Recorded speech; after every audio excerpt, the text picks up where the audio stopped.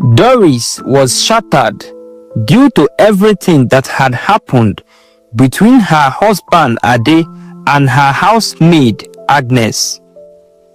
Sometimes it's as if she's dreaming.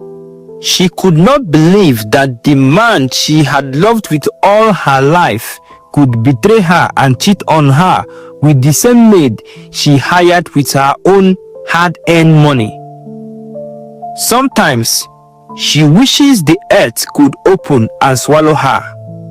She had many sleepless nights, many restless moments.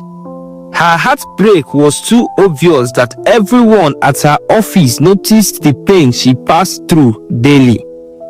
She worked morning and night just to make life easier and better for her lovely husband, but the same husband had decided to pay her back by sleeping with their maid, and to make the matters worse, impregnated their maid.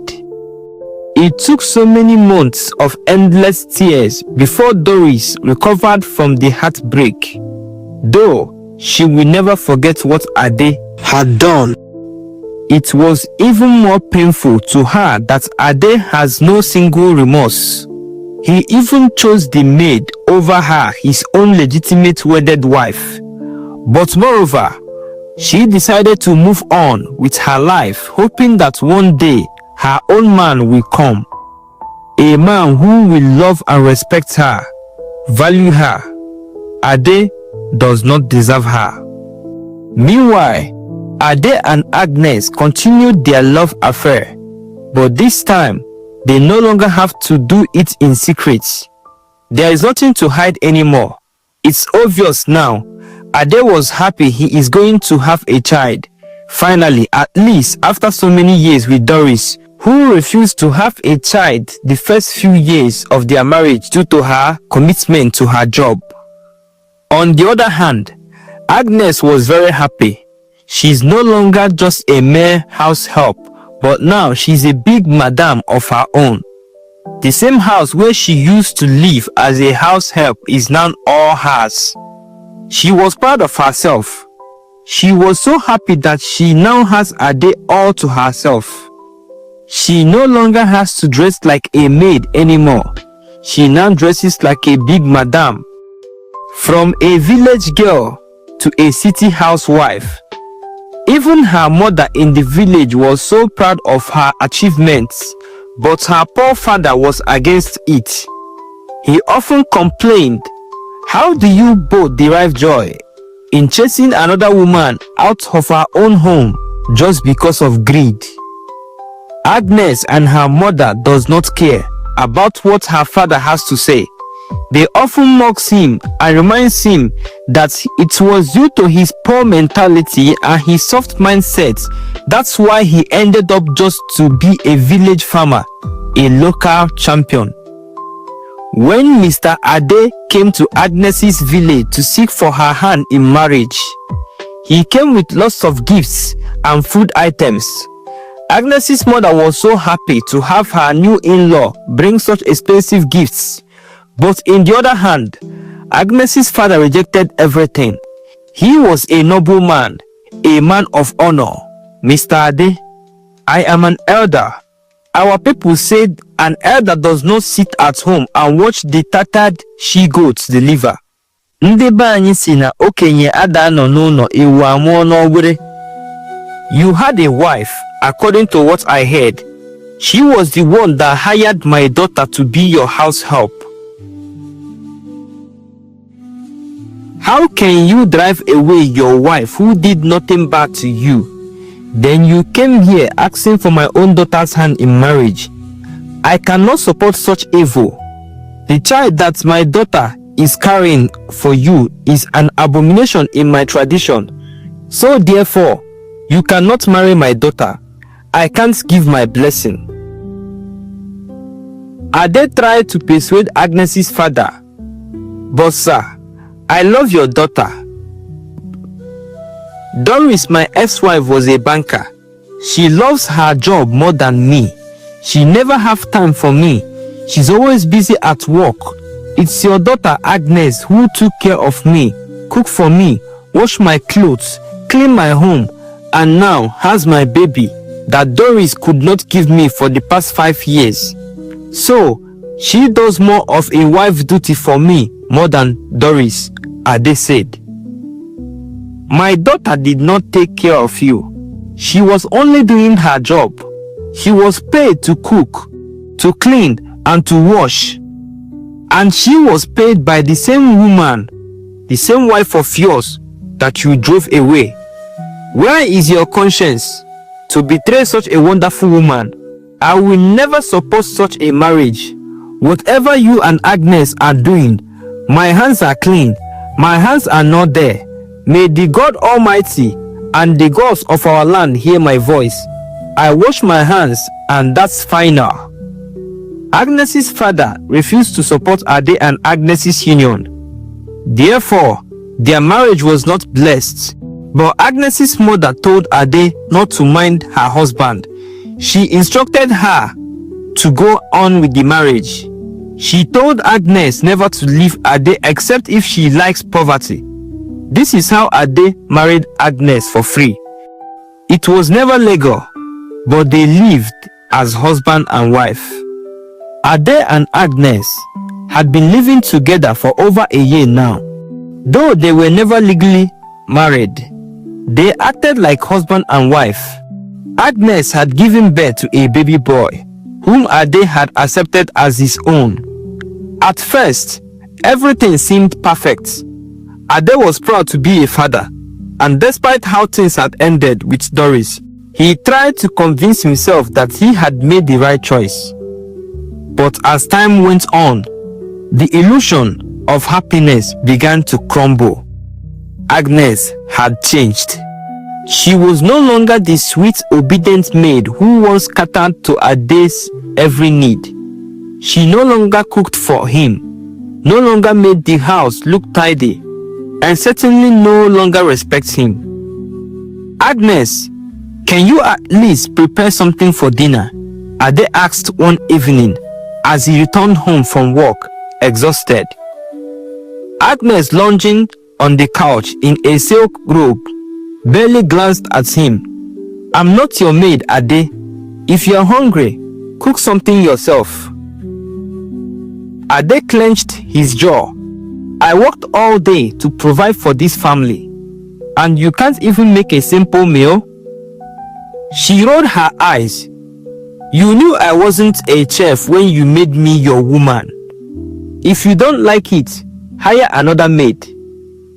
But I can assure you that I will not allow you to cheat on me with any silly maid from anywhere.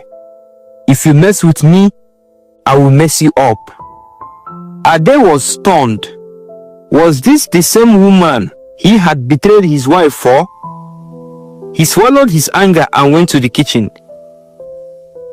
But as time passed, his patience began to wear thin. At first, Ade ignored the subtle signs that Agnes was cheating on him. She spent long hours outside, coming home late with flimsy excuses. She started dressing more provocatively, wearing expensive clothes that Ade hadn't bought for her. One day, a business associate pulled him aside. Ade, I need to tell you something, he said hesitantly. Ade frowned.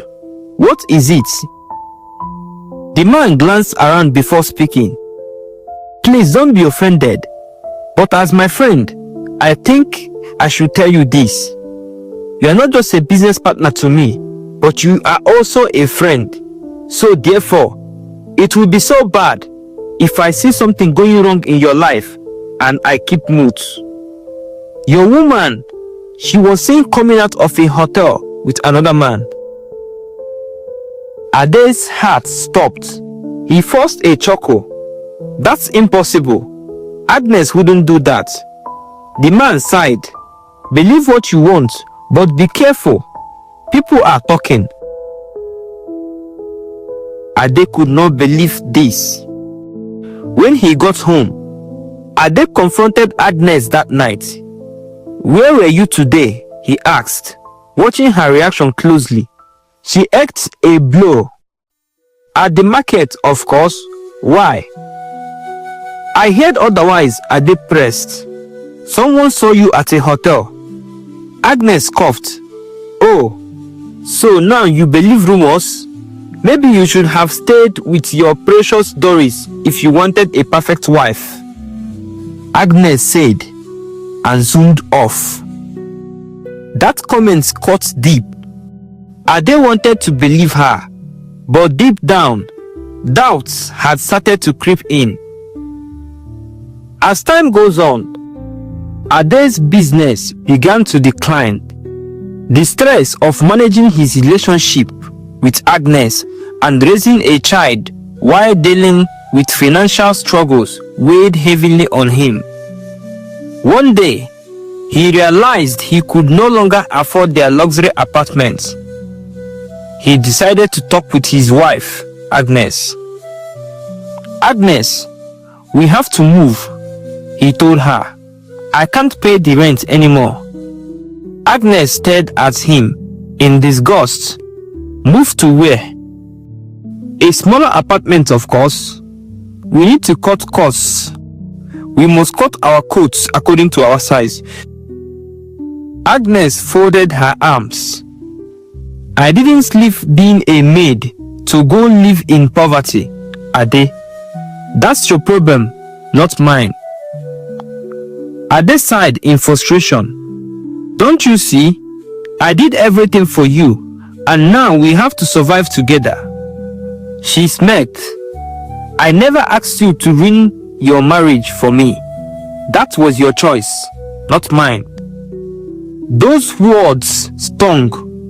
Ade was so hot. He couldn't believe Agnes treats him this way. He was no longer the happy man he used to be. Days turned to months. Ade was not able to afford the rent anymore. So the landlord of the house came with some group of men and evicted Ade. His properties was thrown into the streets. It was a thing of shame to him. It was a very difficult situation, but at this time, even Agnes could see that she has no choice anymore. The days of her luxury mansion lifestyle is over. Eventually, they moved to a modest 2-bedroom apartment. The luxury was gone, and so was the love. Agnes barely spoke to Ade. She was always out, always on the phone, always making excuses.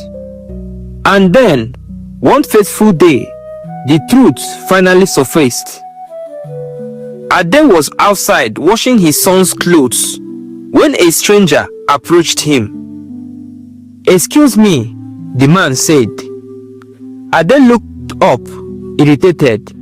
Yes, who are you? My name is Joshua, the man said calmly. I need to speak with Agnes. Ade wiped his hands. Agnes isn't home. What do you want? And who are you?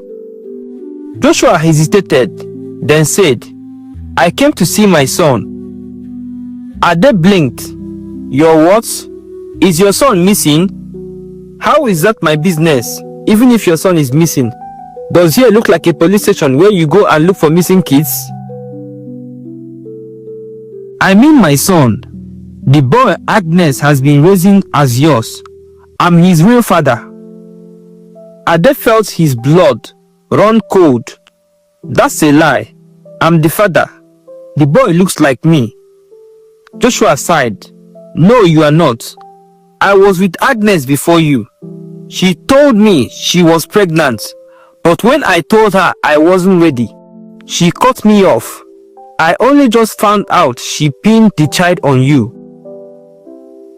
Ade's vision blurred with rage. He grabbed Joshua by the collar. Do you know the implication of what you are saying? Yes, I know what I'm saying. If you doubt me, let's settle this with a DNA test, Joshua suggested. Ade was shaking with fury, but deep down, he needed to know the truth. When Agnes returned home, Ade confronted her Tell me the truth, he demanded. Who is Joshua? Is Joshua the father? Agnes coughed.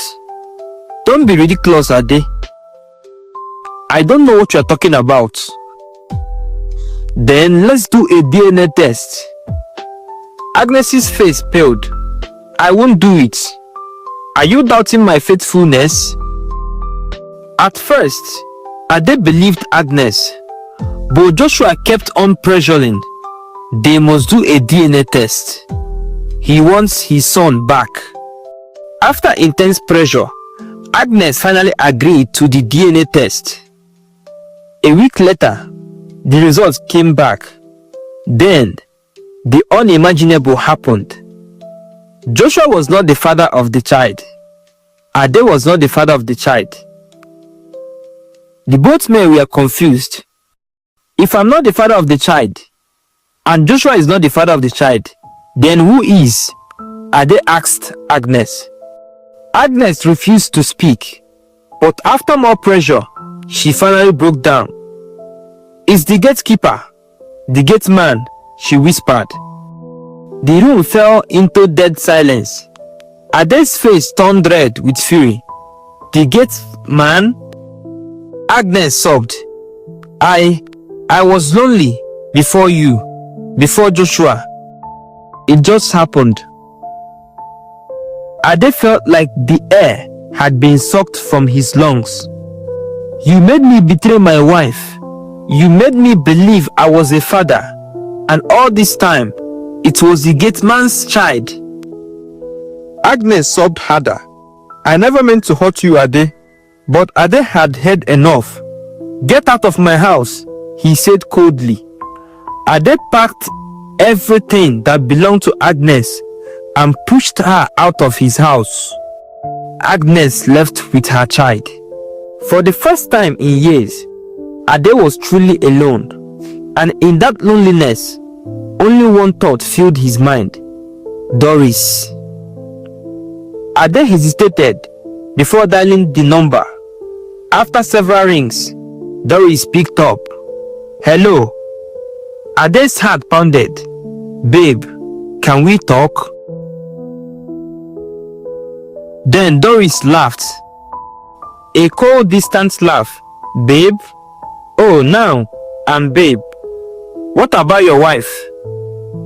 Ade swallowed hard. Doris, I made a mistake. I need to see you, please. You need to see me? Ade, where was the energy when you betrayed me? Doris, I swear I didn't know. The child wasn't mine. Agnes was sleeping with the gate man. Doris was silent for a moment. Then she sighed. Ade, we all make mistakes. I was too busy for you, and you were weak. But the way you treated me, the way you humiliated me, it was so bad. Ade felt tears sting his eyes. Doris, I need you back, please. I'm sorry, Ade, she said softly. It's too late. Ade's heart shattered. What do you mean? I'm engaged. I found a man who values me. We are getting married. We moved to Dubai months ago. Ade felt like he had been stabbed. Doris, please. I love you. You love me? She corrected. But you didn't respect me. And now I've moved on. With that, she ended the call. Ade dropped the phone, staring blankly at the wall. This was his karma. He had lost everything. And this time, there was no second chance.